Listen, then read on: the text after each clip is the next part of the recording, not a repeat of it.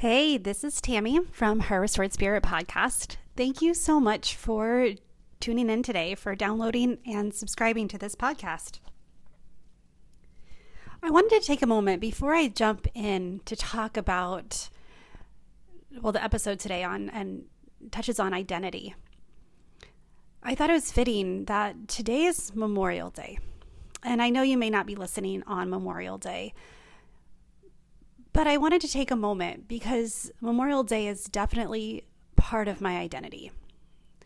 And as a nation, it should be part of all of our identities because it represents a day that brave men and women fought for the freedoms that we are blessed with, for the freedoms that we get to enjoy. And it's a day a day for remembrance, a day to remember those who gave their lives, who paid the ultimate sacrifice. Now, there are some misconceptions about Memorial Day, and it's always important to thank a veteran. It's always important because the brave men and women who put on the uniform every day or one weekend a month, we would not be a nation without them. We do owe them our thanks and our gratitude. And we also owe them the ability to be joyful, to celebrate, and to enjoy fully all the freedoms that we have as Americans. But Veterans Day is the day to thank a veteran. And Armed Forces Day is the day to thank those who are still serving.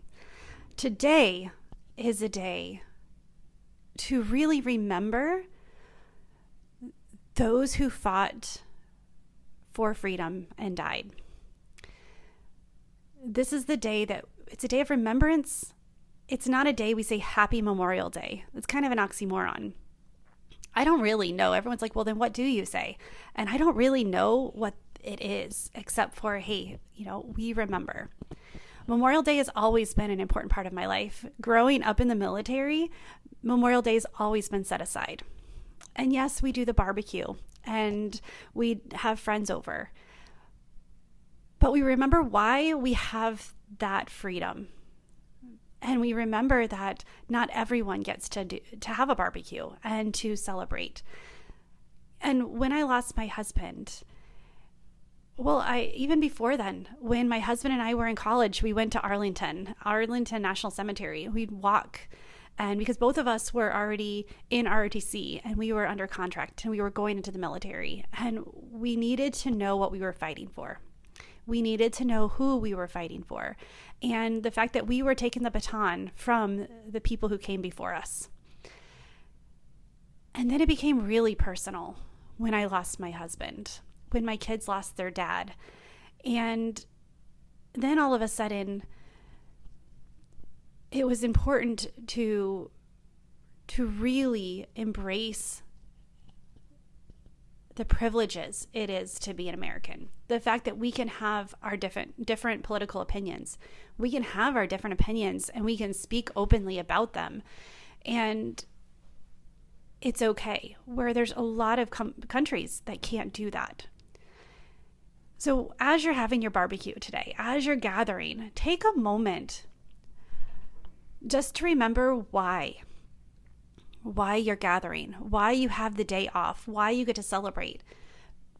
Because it's for the thousands of men and women who fought to keep war off of our land, who fought to keep our children safe. They're the ones who volunteered to put their lives first, so that you can freely drive to work. You can go to the movies and watch whatever movie you want versus one the government says you have to watch. You get to choose what you stand for. And you're not told by the government what you have to believe. And so just embrace that. And with that, allow it to become part of your identity, which is what we're talking about today, is what becomes part of your identity is what you allow to become part of your identity. And you get to choose. You get to choose what you stand for and who you are. And so I hope you listen in, and I hope you enjoy this episode.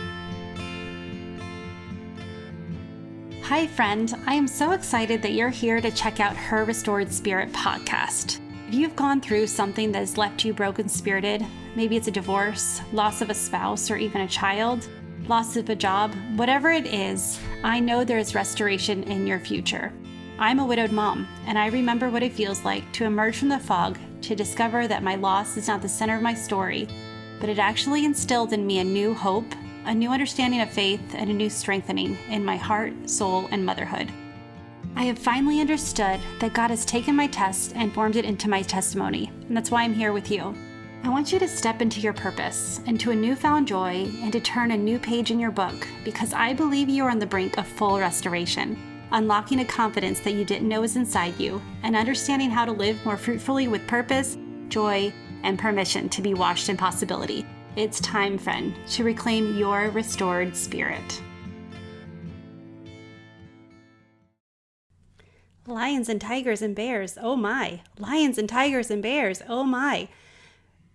As soon as you hear that phrase, you immediately think of the red ruby slippers, the yellow brick road, and Dorothy and her friends on the journey to Oz, right? Like, those are the things that we immediately think of with lions and tigers and bears. And I know many times someone will say lions and tigers and bears, oh my. People finish the sentence because it's such a big deal. It is such a focus in our mind because it was a moment in time. It was a phrase.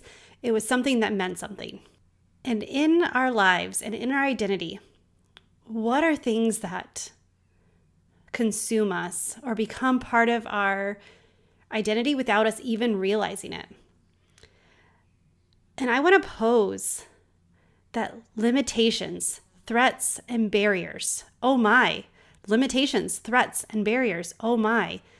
After we've been through hardship, after we lose a spouse, after a divorce, our hardship starts to become our identity. Is it just me, or do you feel that too? Do you feel that what has happened to you starts to permeate into everything that you are? And at the beginning, because you are trying to resolve it in your mind and in your heart, you're trying to come to grips and deal with the current events as they are, let alone as you start to think of what it's going to be in the future.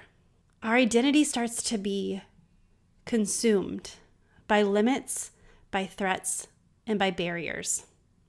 Once you've been through something so gut-wrenching, something that completely breaks your heart, your spirit, something that leaves you asking questions of why, you never want to get there again. You never want to experience that depth of hurt and that raw pain again.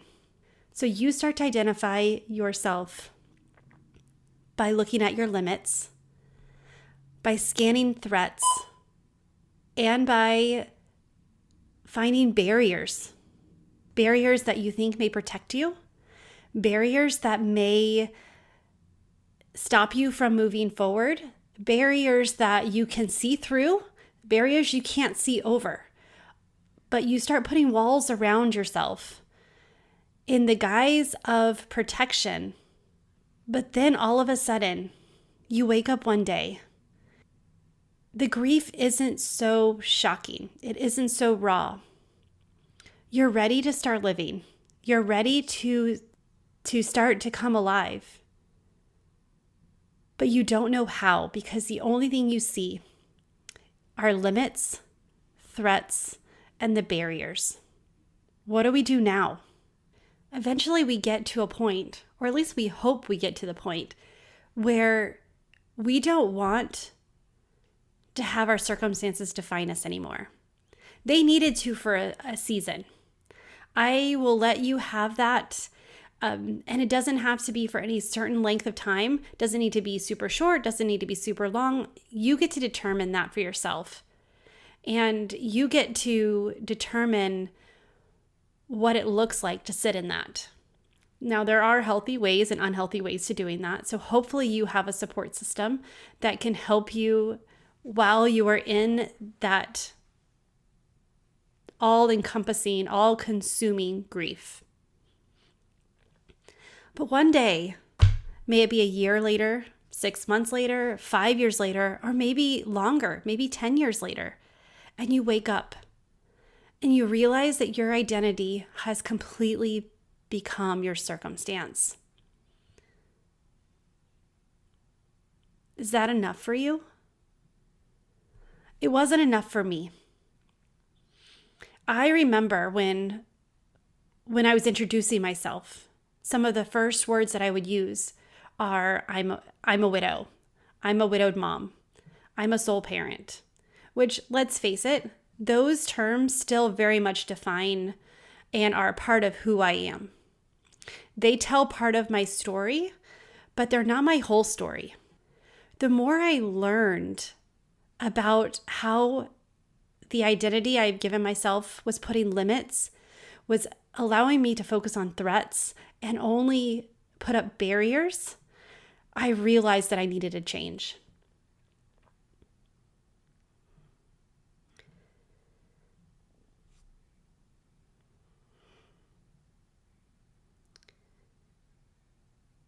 If we lose ourselves, who are we? If we lose ourselves, what brings us happiness or joy or peace or contentment? If we lose ourselves, what are we modeling for our kids? If we lose ourselves, how do we show up for ourselves? How do we show up daily? If we lose ourselves, how do we know when we are growing? How do we know where we are going to go or where we've been? Are we going in circles? Are we stagnant? Are we staying in the same position? If we're lost, we don't know who we are. We don't know where we are. We don't know why we are. So how do we become the woman that God has created us to be? Because I know He doesn't cause the hardships. I know but He allows them to happen. But I guarantee that that's not what He wanted to define your life. He uses everything for good. And so why do we allow it to continuously define our life? If we don't know who we are, how do we know what we want? So it's time today. It's time right now. It's time in this moment to decide, is this good enough for us? Do we need to still sit in that identity for another short time? Or are you ready? Are you ready to put that line in the sand and say, who I was yesterday is not who I am today, and who I am today is not going to be who I am tomorrow? Now, I don't believe that you need to change who you are. I think you need to allow the best version of yourself to really come out. I think you have to start embodying the person you want to be, that best version, the best habits, the best conversationalist, the best mom. It's time to embody that. It's already in you. So it's time to start taking steps to allow that to shine through. So now what? You've decided you want to. You've decided that where you are is not enough for you. So where do you go? What do you do? Well, my friend, I have the first step for you. The first step is just to really decide who you want to be. What characteristics do you want to portray? What values do you want to hold importance? You get to decide every one of those. You get to decide how people see you and what defines you. Do you want the spirit of overcoming to define you? Or do you want the spirit of circumstance? You get to decide who you want to be. I know that I want to be the woman who doesn't let grief define my life. It's very much a part of my life, and that's okay. I believe that my grief actually adds an element of empathy and compassion that I would not have understood if I didn't walk through the trial, if I didn't lose my mom, if I didn't lose my husband. I would not understand what deep loss was. I also would not understand fully what it is to walk with God through the shadow of the valley of death. But I get to be the woman who doesn't allow that to define me. I want to be the woman who steps out of fear and into action. And if that means that I do silly things with my kids, if that means that I go on high adventures and go whitewater rafting and ziplining, go hiking, if that means that I'm going to be the woman who stays home and writes a book because there's words inside that need to be told, a story that can impact others. I can be the woman who steps out and serves others in any capacity. I could go and work at a pet shelter, because even the compassion that you have learned, you can use it in every realm of life.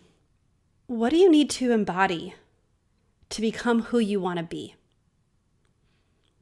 And then just start doing it. If you want to be more kind, then intentionally find ways to be more kind. If you want to be more adventurous, then intentionally find areas to become more adventurous. And you can do baby steps. You don't have to go bungee jumping. You don't have to go scuba diving. But maybe go and introduce yourself to a stranger, to someone else who you know is hurting, and just befriend them. Sign up for a sewing class. Sign up for a book club. Sign up to go in a hiking group. But make an action towards what you want. So as you're thinking about this, these are some questions that I would like you to ask yourself. And I really would encourage you to sit down and write the questions down and really ask yourself these questions. This woman that I want to be, what does she do with her time? Does she Netflix all day? Does she read books all day? Does she spend time with her kids, like intentional time with her kids? Does she invite someone to lunch once a week? What does she intentionally do? So as you're thinking about the best version of you, you've got to start looking at the details. The more specific you are, the more likely you are to take action because you're more clear on what you want. So what are some of your daily habits? This woman that you are going to embody, what are some of her daily habits? Does she get up 10 minutes early so she can breathe and meditate and just take 10 minutes for herself to center her day? Does she drink more water? Does she cut soda out? Does she reduce her alcohol intake? At this point, it's okay to think of her in the third person. Give her a personality, but remember that this is really what you want for yourself. But you need to know who you want to be in order to start taking those actions. So, what does she do with her time? What does she do for her daily habits? What does she watch? How much time does she spend watching TV? What does she listen to? Is she listening to things that edify her and that fill her up and encourage her and empower her? Or does she listen to things that keep her in a melancholy state? Does she listen to those voices in her head that tell her she should stay with her limits, her threats, and her barriers? What does she say no to? And by saying no to things, what does she get to say yes to? What makes her feel happy? What makes her feel accomplished and have a sense of purpose? You want to create this vision so detailed that you can picture her. You can picture yourself 6 months, or a year from now. And though you may not be that woman today, you start to act like her so that eventually you are her. So eventually that identity switches from looking at limits and threats and barriers. And then you start to see freedom and hope and connections. You get to see what life can be like when you release yourself from these expectations of grief, these chains of grief, and you really get to see what your identity can look like when you use what you've been through instead of allowing it to consume you. So more on this woman. What does she wear? Does she get up every morning and shower and get dressed? And I say that because there are days that, especially with COVID and being home, that I would get up and go from what I was wearing to bed into a pair of sweats and a t-shirt. And I realized that the more I started to do that, the more I became someone who did that. And so other things would go lax as well, which is fine for certain times, for when you want to be casual and you want to relax. But there are times that you need to feel confident and empowered. And you need to decide what look gives you that confidence. Because sometimes when we we all know what a good haircut does with getting your roots done or finding a new outfit. You put on your power suit, whatever it may be. It doesn't have to be something fancy. And you just feel good about yourself. Put it on mascara. Then all of a sudden you go from a sleeping zombie to looking like you're awake. Those little things. What is it for you? What is it for that woman who you are about to become? So as you're creating this vision, this best version of you, and you don't have to put down your grief completely. You don't have to put down the identity that you are a widow or you're a divorced mom. But you do push it aside. You do get to decide what part of your identity that will become. As you're creating this version, get so clear, so detailed, and so intentional about this. You tell yourself, I cannot let go of this. I need this woman in my life, and I will do whatever it takes to find her and to become her. So what do I want you to do now? I want you to think about these questions. I want you to ask yourself at least one of the questions in detail and answer it. And then determine one thing. What's one choice that you can make right now to become her? This is not talking about something you have to change overnight. One thing at a time, step by step.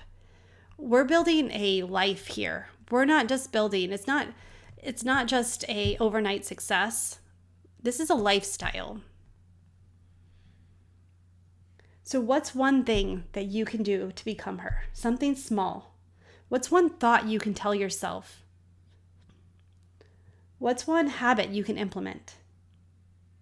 What's one action you can remove or something you can add? What's one thing you can acknowledge every day?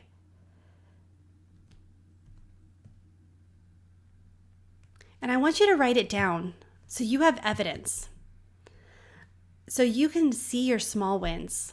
So you can see how you are slowly taking intentional steps to become this amazing version of yourself. Because you're worth it. Because you were made for more. And because everyone else around you already sees what you're capable of. So you might as well see it too. And I know what I'm asking is not easy. I also know that it's not easy because I've been through this. I've done this. I continuously ask myself, what's one thing I can do to be the better version of myself? to be restored, to be healthy, to be happy. I have choose joy tattooed on my wrist. And I have it there, and I put it there before I really embodied that. But I wanted it there as a constant reminder that that is my goal. That no matter what I'm doing, I can choose joy in the moment. And I can always go right back there. I can always, no matter how hard things get, I have a moment where I can say, you know what? Joy will come in the morning. And I get to choose when. So, my friend, you are not the woman you were yesterday. Release her. Thank her for protecting you and giving you the space to get to where you are today. Thank her for being there for her in your deepest and darkest moments. And know that you needed her, but you don't need her anymore. Grab on to who you are today. Grab on to this new version, this best version of yourself, who you desire to be. Grab onto her and don't let go. And know that just one small step is going to change your tomorrow. And then tomorrow, you get to release who you were today and every day after. It doesn't have to be drastic. One small thought, telling yourself every morning that you're capable, that you were made for more, and that you are loved, and you are more than your circumstance. We'll start to embody that. You'll, even just by telling yourself that every day, you'll start to embody that. And soon you'll start to believe it. And then after you believe it, you'll start to, it will start to permeate in your actions and in your behaviors. And it becomes part of who you are without having to remind yourself every day. You don't have to do this alone. It is so hard. It is so hard to make these changes. They are scary. Stepping out of our limits, stepping out of our threats, and stepping out of our barriers are some of the most difficult things that we can do because it's safe. It's where that comfortable fear lies. But it's time to break that. So you don't have to do it alone. If you're looking for support, join our Facebook group on restoration and confidence support for widowed and divorced women. Come and hang out with us there. Over the next couple of weeks, we're going to talk about this concept a little bit more. We're going to dive in a little deeper and see who we can really become. And see the benefits there are to dreaming and becoming the best version of ourselves. So I hope to see you over there. And if you have any questions, if you have any comments, if you have any, share, you can feel free to reach out to me. And let's talk about the next steps to becoming this woman you've envisioned. Until next week, bye for now. Hey, thanks again for tuning in to Her Restored Spirit podcast. I just want you to know that I appreciate that you're here with me today, and I look forward to connecting with you. Like I mentioned, join us over on Facebook. There's the Tammy Marie Coaching business page, as well as if you want to spend more time with me, we can check out the Facebook group, Restoration and Confidence Support for Widowed and Divorced Women. And just come and hang out with us over there. Single moms, you're welcome there as well. I just couldn't add that. I just couldn't add it to the Facebook name that limited how many characters I can do. But really, if you need support, if you are looking for that identity, if you are trying to overcome your circumstances and you're done being a victim to your circumstance, this is where you need to go. This is the first step in realizing that you were made for more and you can have more. And you're ready. It's hard, sure, but when we do it together, it doesn't have to be impossible. So I'll see you over there.